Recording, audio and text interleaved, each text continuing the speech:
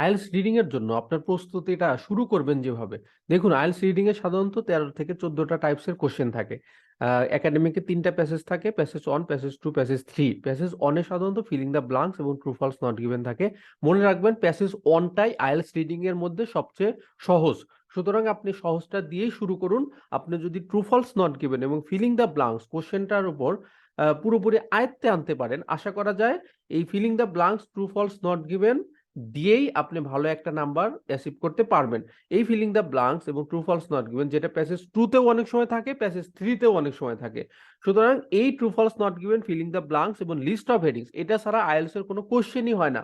আপনি দেখুন এই 3টা কোশ্চেন টাইপ যদি আপনি সলভ করতে পারেন বা ক্যামব্রিজ 11 থেকে ক্যামব্রিজ 17 পর্যন্ত পুরোপুরি সলভ করতে পারেন, আশা করা যায় মিনিমাম 20 থেকে 25টা কোশ্চেন টাইপস আপনি কমন পাবেন minimum.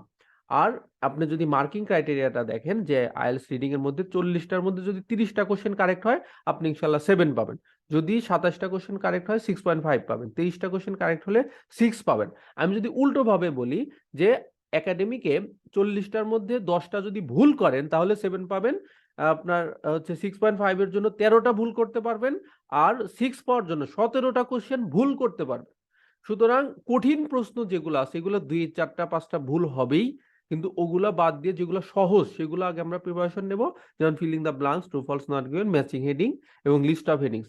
List of headings, matching heading এগুলো সহ এই filling the blanks, true false not given যদি আগে আমরা শেষ করি ক্যামব্রিজ 11 থেকে ক্যামব্রিজ 17 পর্যন্ত, তাহলে 25-30টা কোশ্চেন আমাদের টাইপস আমাদের নখদর্পণে এসে যায়। আশা করি পরীক্ষা অবশ্যই ভালো হবে। এরপরে এগুলো যখন শেষ হবে তারপর আমরা হচ্ছে multiple choice question, sentence matching, summary completion, note completion এগুলো আমরা পড়বো।